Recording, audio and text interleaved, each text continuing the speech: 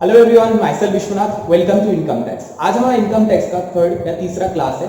इस क्लास में हम बात करेंगे एसएससी को लेकर, साथ में हेड्स ऑफ इनकम को लेकर भी आज हम इस क्लास में बात करेंगे। अब आप बोलेंगे एसएससी, हाँ, आपने जो 7 टाइप ऑफ पर्सन आपने सुने थे या देखे थे, उस 7 टाइप ऑफ पर्सन में से किसी भी पर्सन के ऊपर अगर इनकम टैक्स के अंदर कोई भी टैक्स पेमेंट होता है या पेबल बनता है तो उनको हम एसएससी बोलते हैं। उनको इनकम टैक्स के नजर में उनको क्या बोला जाता है? उनको हम एसएससी बोलते हैं। तो चलो हम लिख देते हैं, हमने क्या बोला आज? SSC, SSC. यहां बात करेंगे एज पर सेक्शन 2 सबसेक्शन 7। अपने पर्सन के बारे में बात हुआ था, जो हमारा वो हुआ था सेक्शन 2 सबसेक्शन 31, जिसमें 7 कैटेगरीज ऑफ पर्सन आपको बताया गया था, जिसमें individual, HUF, company, partnership firm, AOP, BOI, AJP and local authority, ये आपको बताया गया था। आज हम उसका एग्जांपल भी लेके बात करेंगे, कुछ एग्जांपल आपको देंगे, आपको उसमें से ढूंढना पड़ेगा कि उनका पर्सन का टाइप क्या है। आज उसके साथ साथ जो मैं आपको सिखाने वाला हूं वो क्या है? एसएससी। एसएससी यानी जिनके ऊपर टैक्स का असेसमेंट हुआ है या टैक्स लायबिलिटी अराइज हुआ है, उन्हीं को हम क्या बोलेंगे? उन्हीं को हम यहां पर एसएससी बोलते हैं। क्या बोलते हैं? तो उन्हीं को हम क्या बोलते हैं? एसएससी बोलते हैं। तो what is SSC? SSC means a person by whom any tax or any tax मतलब कोई भी नहीं, इनकम टैक्स के अंदर टैक्स की बात चल रही है। any tax or any sum of money is payable under this act. तो क्या लिखा है? मैंने ये लिखा है एसएससी का मतलब होगा कोई भी पर्सन जिसके द्वारा कोई टैक्स या कोई सम ऑफ मनी पेबल है, किसके हिसाब से? इनकम टैक्स एक्ट के हिसाब से। इस एक्ट मतलब क्या होता है? इनकम टैक्स एक्ट के हिसाब से। तो उन्हीं को हम क्या बोलेंगे? एसएससी बोलेंगे। यानी सीधी सी बात यह है, वही 7 टाइप का पर्सन जिनके द्वारा कोई भी टैक्स अगर पेमेंट किया गया है या कोई टैक्स का पेबल बनता है तो इनकम टैक्स के नजर में वो सब एक एसएससी होंगे। क्या होंगे? एसएससी। तो जैसे आप 7 टाइप्स ऑफ पर्सन देखे थे, तो एसएससी का भी वही 7 टाइप्स ऑफ कैटेगरी आपका हो गया उसी के हिसाब से, ठीक है ना? कोई इंडिविजुअल, एचयूएफ, कंपनी और आपका firm, AOP, BOI, local authority और एजेपी, ठीक है? तो वही 7 टाइप्स ऑफ पर्सन, इनमें से कोई भी पर्सन, कोई भी कैटेगरी का पर्सन हो, अगर उनके द्वारा कोई टैक्स का पेमेंट हुआ है या पेबल है या फिर इन इनकम टैक्स के अंदर कोई टैक्स पेबल बन रहा है तो वो भी, और साथ में इसका मतलब सिर्फ ये नहीं है आप जो सोच रहे हैं, आप शायद ये सोच रहे होंगे सिर्फ वो पर्सन जिनके टैक्स का कंप्यूटेशन हो रहा है वही एसएससी है। ऐसा बिल्कुल नहीं है। ऐसा इसमें बोला नहीं गया है कि सिर्फ वही है। ये इसमें ये भी बोला गया है कि वो पर्सन जो टैक्स के लिए, देखिए मैंने आपको क्या लिखा है यहाँ पर, by whom any tax or any sum of money is payable। तो मतलब उस पर्सन के द्वारा पेबल है। इवन उस पर्सन सिर्फ नहीं है, उस पर्सन के इनकम असेसमेंट में और कोई पर्सन अगर इंक्लूडेड होता है, यानी उस पर्सन का इनकम के लिए कोई अगर और पर्सन जिम्मेदार है, उस पर्सन के लॉस के लिए अगर कोई और पर्सन जिम्मेदार है, उस पर्सन का अगर रिफंड के लिए कोई और जिम्मेदार है, तो वो भी यहाँ पर एसएससी बोल के ट्रीट किया जाएगा। इवन जो डीम्ड एसएससी है, मतलब कुछ जगह पर हमें एसएससी जो डीम्ड माना जा रहा है कि एसएससी है, या माना जा रहा है टैक्स के अंदर टैक्स देने के लायक है या लायबल है, तो वो भी यहाँ पर एसएससी बोल के माने जाते हैं। यानी हर एक पर्सन जो इनकम टैक्स के अंदर टैक्स देने के लायबल है वही एसएससी है। सीधी सी बात बोले तो ये है। अगर इसमें और एक बात भी बोला गया है, कोई एसएससी इन डिफॉल्ट भी है तो भी उसको हम एसएससी बोल के मानेंगे। तो इसमें एसएससी का मतलब सिर्फ ये नहीं है, it includes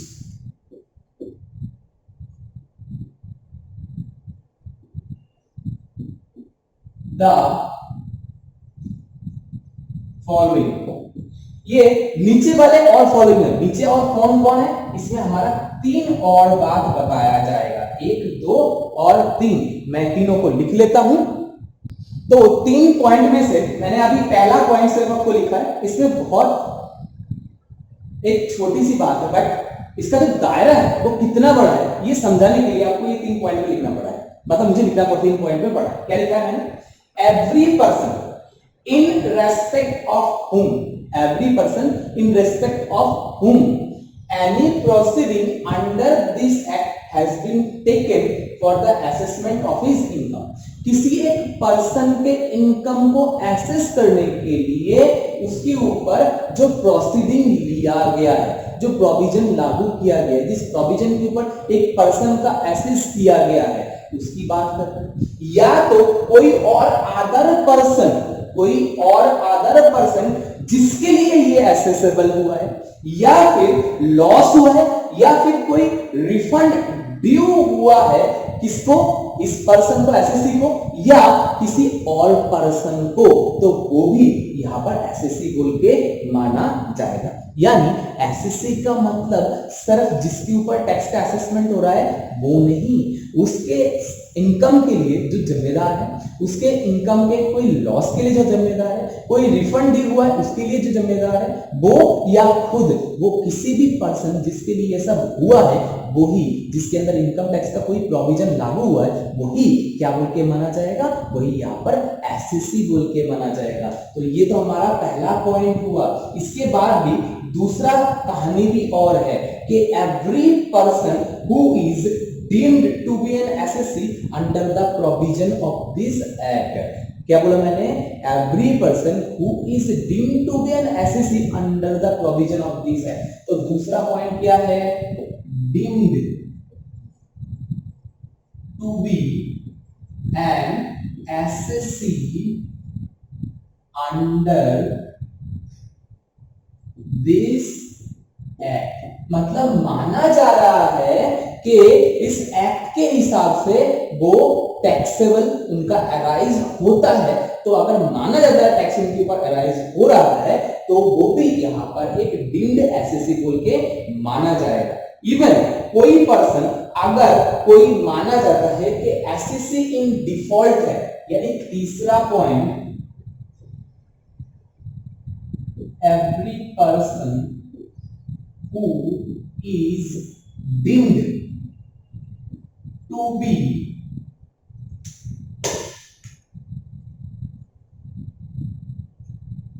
an SSC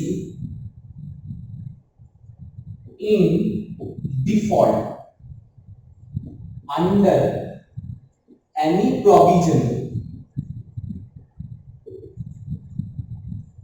under this act, provision of this act,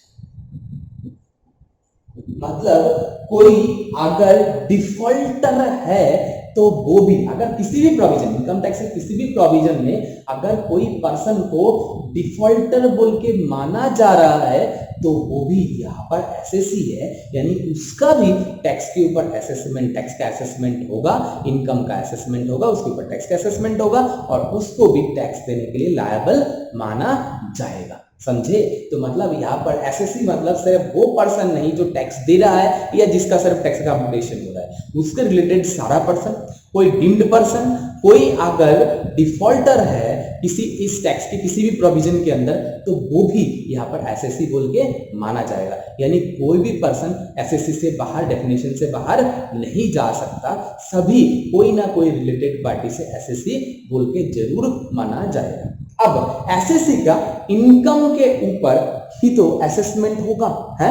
अब ये इनकम मतलब क्या है, अब मैं आपको वो बताता हूँ।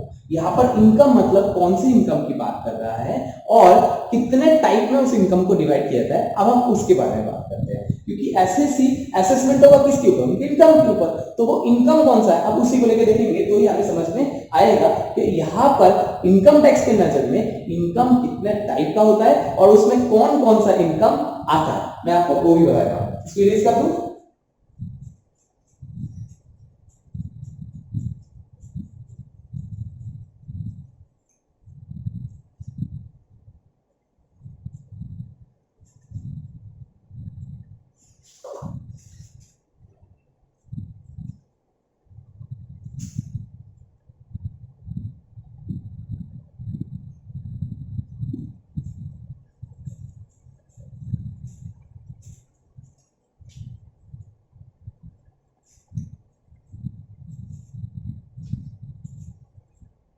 तो अब हम बात करने वाले हैं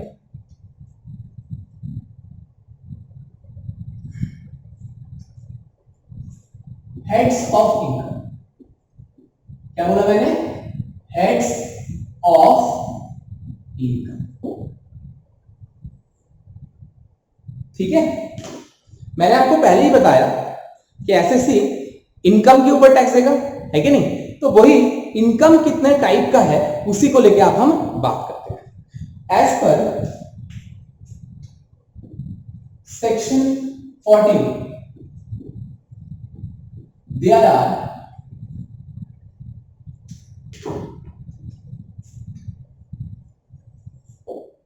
only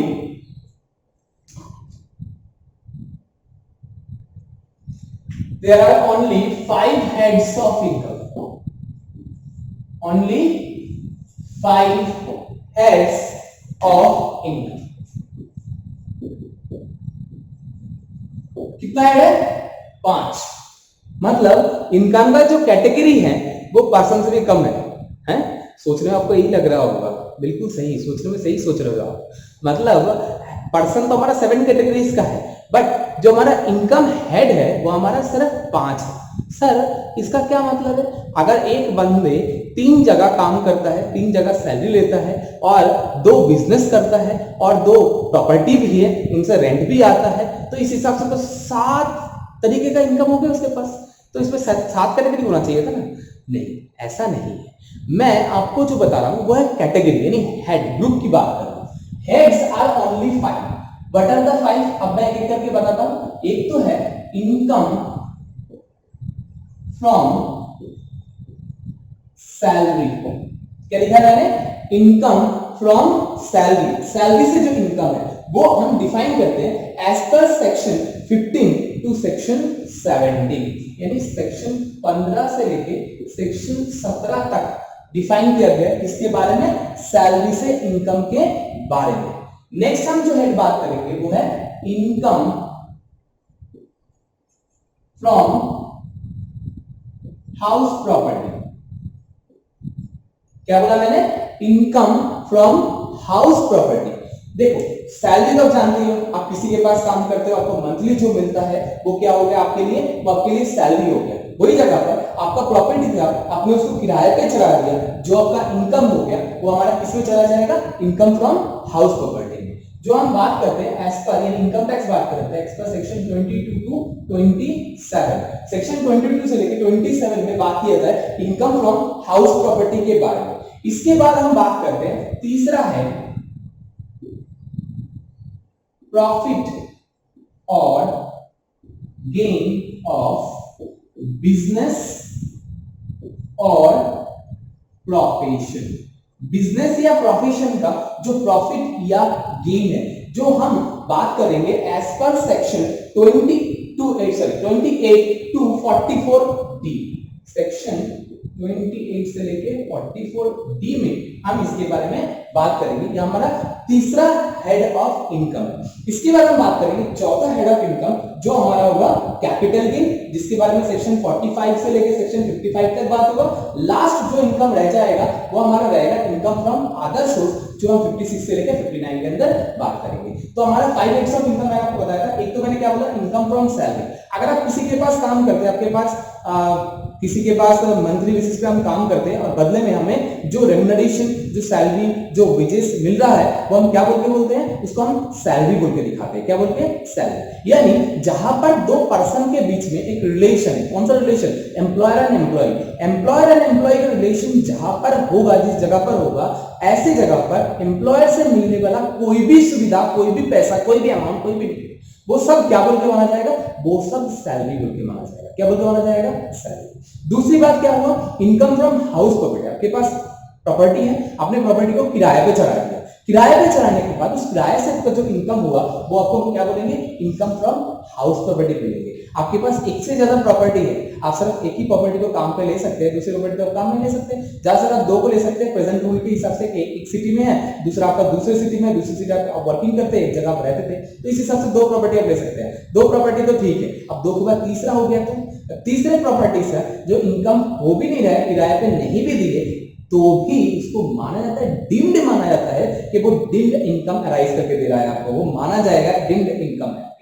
तो ऐसे इनकम भी आपके लिए क्या होगा, हाउस प्रॉपर्टी इनकम बोल के माना जाएगा। समझ में आ गया? तो ये समझ में आ गया कि दो से ज्यादा प्रॉपर्टी हमें नहीं रखना, अगर रखेंगे अगर किराए पे भी नहीं चलाएंगे तो भी उसका इनकम हमें डीम्ड इनकम बोल के माना जाएगा, जबकि उसमें से कोई इनकम आ नहीं रहा है। अभी डीम्ड इनकम कैसे होता है, कैसे कंप्यूटेशन होता है जब मिल ही नहीं रहा है, ये सब आप बाद में सीखेंगे जब हम हाउस प्रॉपर्टी पढ़ाएंगे। बहुत मजेदार चीज है। नेक्स्ट हमारा प्रॉफिट और गेन ऑफ बिजनेस और प्रोफेशन। बिजनेस था या मेरा कोई प्रोफेशन है, उस बिजनेस या प्रोफेशन से जो मेरा इनकम अराइज हो रहा है वो मेरे लिए क्या होगा, profit and gain of business और प्रोफेशन बोल के माना जाए। इसके बाद चौथा है, मैंने क्या बोला, कैपिटल गेन, जिसके बारे में बात किया जाएगा सेक्शन 45 से लेके सेक्शन 55 में। नेक्स्ट हमारा इनकम फ्रॉम अदर सोर्स, वो हमारा सेक्शन 56 से लेके 59 तक आया। ठीक है, तो ये हमारा था 5 हेड्स ऑफ इनकम। एक्चुअली क्या हुआ, मैं एक स्टोरी सुनाना चाहता हूँ आपको, छोटा सा। क्या हुआ, एक बंदा एक जगह एमबीए करके जॉब करते थे, जिसमें उसको सैलरी मिलता था 50,000 रुपए। तो पड़ोस में एक भाई आके उसको बोला, देखो आप 50,000 रुपए कमा रहे हो एमबीए करके, जबकि देखो पड़ोस वाला भाई 10th पास है और अपने घर में मशरूम का खेती करके, मशरूम जानते हो ना आप, उसका खेती करके देखो लाखों रुपए कमा रहा है। तो ऐसा सुन के वो एमबीए वाले बंदे के दिमाग में कुछ बिजनेस का भूत चढ़ा और उन्होंने क्या किया, उन्होंने अपने जिस प्रॉपर्टी में पहले वो खुद रहते थे उसमें एक पोर्शन में उसने क्या किया, किराए पे देना शुरू कर दिया और दूसरे पोर्शन में अपना वो मशरूम का खेती करना स्टार्ट कर दिया और बिजनेस मतलब सैलरी छोड़ दिया।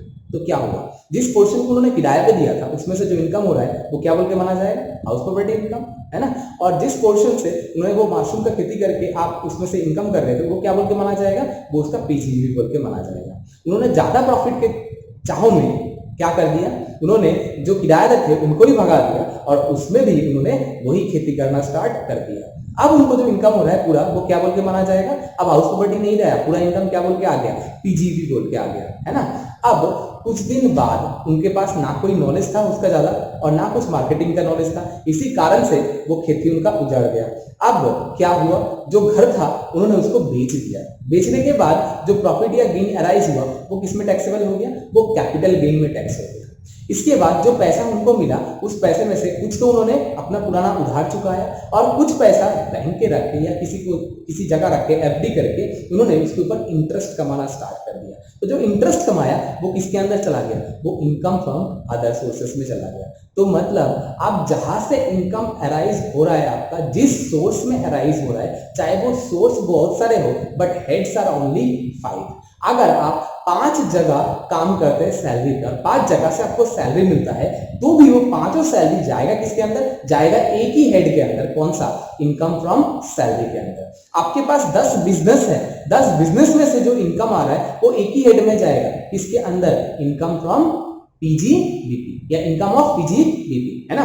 अगर आपके पास 6 प्रॉपर्टी है, 6 प्रॉपर्टी को आपने रेंट पे चला रखे है, उसका जो इनकम होगा वो ये नहीं कि अलग अलग हेड में जाएगा, हेड आपका एक ही रहेगा, इनकम फ्रॉम हाउस प्रॉपर्टी, ठीक है ना। हाँ, होटल बिजनेस है तो वो बिजनेस बोल के काउंट होगा। अगर बिजनेस नहीं, वैसे ही आप किराए पे चल रखे तो किसको बोल के दिखा सकते हैं आप, हाउस प्रॉपर्टी बोल के भी दिखा सकते हैं। अब ये हम बाद में बात करेंगे कि आप इनकम हाउस प्रॉपर्टी में दिखाएंगे या पीजीबी में बात करेंगे, या कौन से आपके लिए सुविधामंद होगा, वो भी हम बाद में देखेंगे, वो सब हमारे बात के काम है। कैपिटल गेन मैंने आपको बताया था, कोई कैपिटल एसेट को बेच के या सेल करके जो आपका प्रॉफिट हुआ वो हमारा कैपिटल गेन होता है। हाँ, हर बार प्रॉफिट होगा ऐसा जरूरी नहीं है, लॉस भी हो सकता है, लॉस भी होगा तो भी वो कैपिटल गेन बोल के माना जाएगा, पर वो नेगेटिव प्रॉफिट बोल के माना जाएगा। इसके अलावा अगर कोई और सोर्स से आप इनकम करते हैं, चाहे आप जुआ खेलते हैं, सट्टा खेलते हैं, चाहे आप कहीं पर क्या बोलते हैं बेटिंग करते हैं, गैम्बलिंग करते हैं, हॉर्स रेस करते हैं, कुछ भी करिए, जितना भी आपका इवन इलीगल इनकम अगर आप करते हैं तो भी वो टैक्सेबल है किसके अंदर, इनकम फ्रॉम अदर सोर्सेज के अंदर। मतलब कोई भी इनकम छूट नहीं है, जैसे कोई भी पर्सन इनकम टैक्स के नजर से बाहर नहीं है, वैसे ही कोई भी इनकम टैक्स से बाहर नहीं है। Even illegal income also, legal income तो टैक्सेबल है ही, illegal income also chargeable under the head of income tax. Also मतलब वो भी आपका इनकम टैक्स के अंदर चार्जेबल है, उसके ऊपर भी आपको टैक्स देना पड़ेगा। मतलब आप जेल जाएंगे तब भी आपको टैक्स देके जाना पड़ेगा। समझ गए आप? तो चलिए, मैंने क्या बोला आपको, there are 5 heads of income, 5 head का इनकम होता है, चाहे सोर्सेस कितना भी हो उससे कोई मतलब नहीं, sources are unlimited but heads are only 5। क्या बोला मैंने? सोर्सेस आर अनलिमिटेड, सोर्स कितना भी हो सकता है but heads are only 5। There are 5 heads of income. पहला क्या बोला? इनकम फ्रॉम सैलरी, जहां पर एम्प्लॉय और एम्प्लॉय के बीच रिलेशन रहता है, एम्प्लॉय और एम्प्लॉय का रिलेशन रहेगा, वहां से आपको जो भी मिलेगा वो आपका सैलरी बोल के होगा। आपने अपना प्रॉपर्टी को किराए पे दिया, जो इनकम हुआ आपके लिए वो हाउस प्रॉपर्टी बोल के चला गया। आपके पास कोई बिजनेस है या कोई प्रोफेशन है, उसमें से जो आपका इनकम होता है वो पीजीवी इनकम बोल के काउंट होगा। अगर आपके पास कोई संपत्ति आपको उसको बेच दी है, उसके बाद जो आपका प्रॉफिट या गेन हुआ वो आपका कैपिटल गेन बोल के काउंट होगा। इसके अलावा और कहीं और से कुछ भी आप इनकम जनरेट करते हैं वो सब आपका इनकम फ्रॉम अदर सोर्स बोल के माना जाएगा। यानी जो इनकम किसी हेड में टैक्सेबल नहीं होगा वो आपके इनकम फ्रॉम अदर सोर्स में टैक्सेबल हो जाएगा। समझ गए?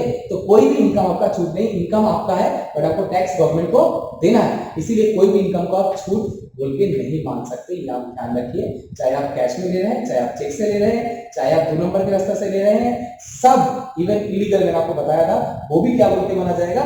टैक्सेबल इनकम बोल के माना जाएगा, उसके ऊपर भी आपको टैक्स देना पड़ेगा। तो इसी को बताने के लिए मैंने आपको ये बताया, ये जो 5 हेड्स होता है इनका जब इनकम हम निकालेंगे, मान लो सैलरी से मेरा इतना इनकम हुआ, हाउस प्रॉपर्टी इतना इनकम हुआ, पीजीपी से इतना हुआ, कैपिटल गेन से ये है और अदर सोर्स से इतना, इनको टोटल जब करेंगे जो टोटल निकलेगा इसको हम बोलते हैं जीटीआई।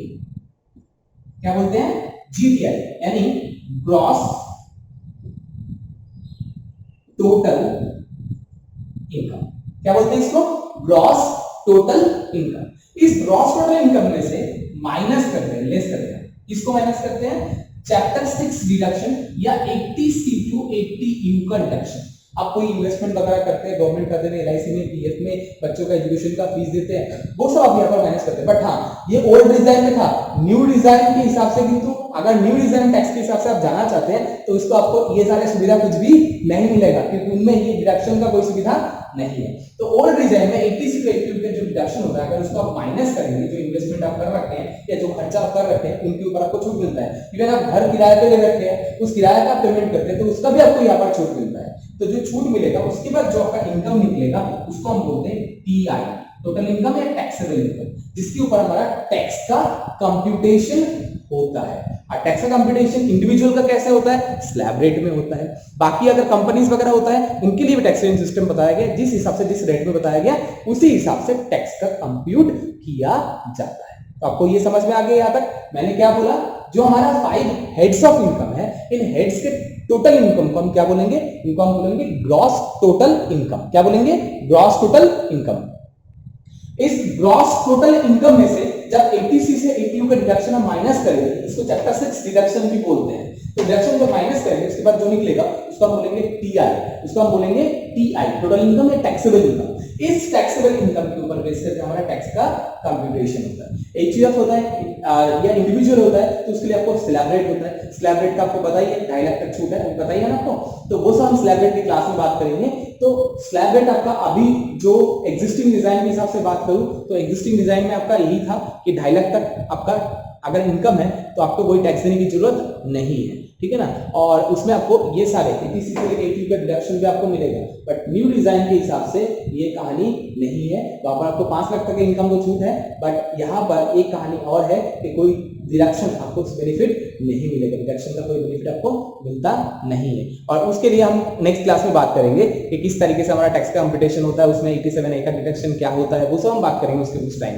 अभी उसके बारे में हम बात नहीं कर रहे हैं। अभी बस मेरा बोलने का मतलब ये था, एक पर्सन का जो इनकम होता है, मतलब एक एसएससी का जो इनकम होता है वो एसएससी का आपका सोर्सेस चाहे अनलिमिटेड कितना भी हो सकता है बट हेड ओनली 5 होगा।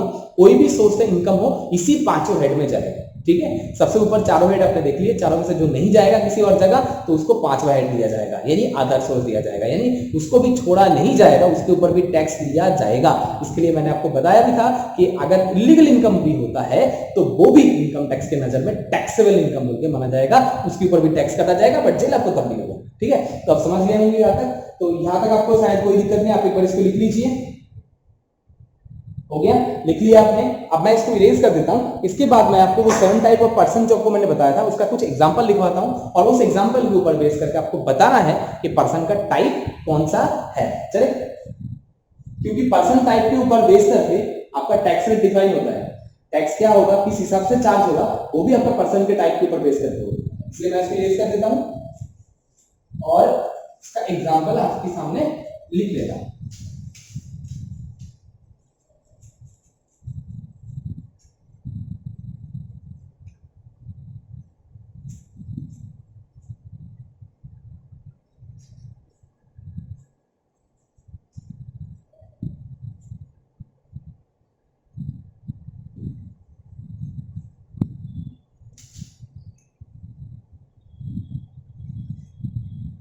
मैं एग्जांपल लिख लेता हूं तब तक। यहां मैंने आपके सामने कुछ पर्सन का नाम लिखा है, आपको ये बताना है कि ये कौन सी कैटेगरी ऑफ पर्सन में जाएंगे। देखो मैं आपको क्या बोलता हूं, सबसे पहले लिखा है mister Ram, professor of our college. बताओ किस टाइप का पर्सन है, पहले आप मन में सोच लो, लिख लो, फिर मुझे बता देना जब मैं बताऊंगा, ठीक है।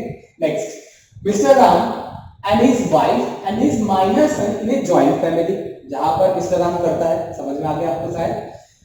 Ram and Company where Mr. Ram, Shyam and Ravi doing business under a partnership deed। बताओ क्या होगा। राजऋषि कॉलेज, बताओ क्या होगा। राजस्थान यूनिवर्सिटी, बताओ क्या होगा। विजया बैंक लिमिटेड, बताओ क्या होगा। JK club, only individual can member, चलो बताओ। अलवर म्युनिसिपल कॉर्पोरेशन, मालाकरा ग्राम पंचायत, बताओ किस टाइप का पर्सन में जाएगा। क्योंकि पर्सन के ऊपर बेस करके टैक्स रेट, टैक्स कितने हिसाब से चार्ज होगा, कंप्यूटेशन किस तरीके से होगा, ये सारा चीजें डिफर करता है, ये चेंज होता है। इसीलिए आपको सबसे पहले पर्सन टाइप समझना जरूरी है। अगर आप पर्सन टाइप नहीं समझेंगे तो आप टैक्स का चार्जिंग सही तरीके से नहीं कर पाएंगे, इनकम का कंप्यूटेशन भी आप नहीं कर पाएंगे। यानी इनकम का कंप्यूटेशन करेंगे तभी तो आप टैक्स कैलकुलेट करेंगे। जब इनकम कंप्यूटेशन सही तरीके से नहीं कर पाएंगे तब टैक्स कैसे कंप्यूट करेंगे। फिर इनकम तो कंप्यूट कर लिए, टैक्स कंप्यूटेशन कैसे करेंगे, क्योंकि हर एक पर्सन का अलग अलग टैक्स रेट होता है, अलग टाइप में टैक्स कैलकुलेशन किया जाता है। तो कौन सा पर्सन है ये आपको सबसे पहले जानना जरूरी है। तो इसीलिए मैंने आपको ये लिख के दिया है, आप मुझे बताओ। चलो स्टार्ट करते हैं। सबसे पहले mister Ram, professor of our college, बताओ किसमें जाएंगे। ये जाएंगे हमारा इंडिविजुअल, इसमें जाएगा इंडिविजुअल पर्सन। तो ये हमारा इंडिविजुअल पर्सन हो, ये आपको समझ में आ गया। इसके बाद हमारा mister Ram, his wife, his minor son ने जॉइंट फैमिली, तो ये किसमें चला जाएगा, HUF में, हिंदू अनडिवाइडेड फैमिली। नेक्स्ट आपका Ram and company where Ram Shyam Ravi doing business under a partnership deed. इसका मतलब ये फर्म है जो पार्टनरशिप डीड के हिसाब से रजिस्टर्ड है, हो गया। राजऋषि कॉलेज, ये तो AJP judicial person. Rajasthan university, ये भी हमारा AJP है, ठीक है। विजया बैंक लिमिटेड, लिमिटेड लिखा हुआ है तो ऑब्वियसली ये कंपनी है, चाहे लिमिटेड लिखा हो चाहे प्राइवेट लिमिटेड हो तो हमारा कंपनी होगा। जेके क्लब जहां पर ओनली इंडिविजुअल मेंबर हो सकता है तो ये हमारा BOI है, body of individual. Alwar municipal corporation, ये हमारा लोकल अथॉरिटी में चला जाएगा। और हमारा मालाकरा ग्राम पंचायत, ये भी हमारा लोकल अथॉरिटी में चला जाएगा। तो आपने देख लिए पर्सन के हिसाब से पर्सन के कैटेगरी हमने कैसे फाइंड की है। शायद आपको समझ में आ गया। फिर भी अगर कुछ डाउट रह गया है, आप डाउट सेशन में आप इसको क्लियर कर लीजिएगा। थैंक यू, जय हिंद। आज के लिए इतना।